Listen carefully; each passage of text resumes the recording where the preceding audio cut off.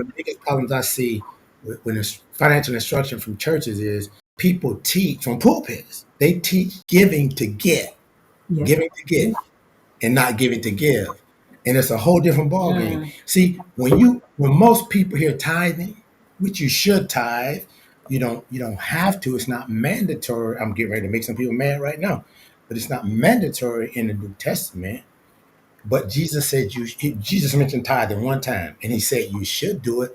But then he said the problem is you neglect the weightier, which means more important things like Feeding the hungry. faith, charity, and the law.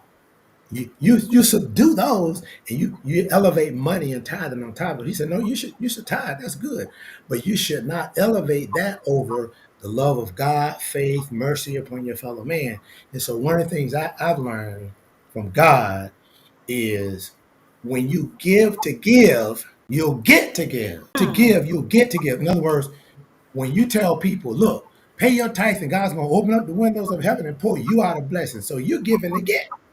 But when you say, no, no, no, I'm going to give because I know that God wants these poor people fed. I know that God wants these The people to widows, learn. I know God. widows and So I'm going to orphans. give to help God do his work. Oh, now you're talking. You're Mhm. talking God's language now. But when you give to give, when you give to get, that's why you never get. That's We've right. been tired for 50 years.